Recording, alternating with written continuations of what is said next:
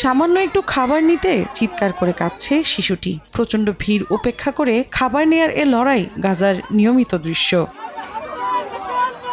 আন্তর্জাতিক আইনকে বৃদ্ধাঙ্গুলি দেখিয়ে প্রতিনিয়তই নিরীহ ফিলিস্তিনিদের হত্যা করছে ইসরায়েল। এমনকি বিশ্ব সম্প্রদায়ের পাঠানো ত্রাণবহরেও হামলা চালাচ্ছে দখলদাররা। এতে না খেয়ে থাকতে হচ্ছে বহু মানুষের। এরই মধ্যে জাতিসংঘের বিশ্ব খাদ্য কর্মসূচি জানায়, দিনের পর দিন অনাহারে ভুগছে গাজার 1/3 মানুষ। তীব্র অপুষ্টিতে ভুগছেন 90,000 নারী, শিশু, যাদের জরুরি চিকিৎসা প্রয়োজন। শুক্রবার আরও 9 জন সহ অনাহারে মৃত্যু বেড়ে 122।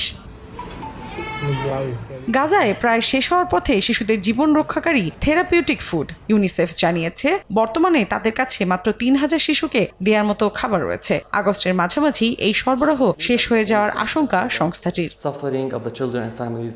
গাজায় রসদ প্রবেশ করতে দেয়া হচ্ছে দাবি করে অপুষ্টির জন্য হামাসের উপর দায় চাপাচ্ছে ইসরায়েল। শুক্রবার এক ইসরায়েলি কর্মকর্তা বলেন, আকাশপথে উপত্যকায় ত্রাণ ফেলার অনুমোদন দেয়া যেতে পারে, যদিও বিভিন্ন সাহায্য সংস্থা আগেই জানিয়েছিল এই ধরনের ব্যবস্থা একেবারেই অকার্যকর। স্থানীয় সংবাদ মাধ্যম জানায়, আকাশপথে সহযোগিতা দিতে পারে সংযুক্ত আরব আমিরাত ও জর্ডান। তবে জর্ডানের এক কর্মকর্তা বিবিসিকে জানান, ইসরায়েলের কাছ থেকে এখনও সামরিক অনুমতি মেলেনি।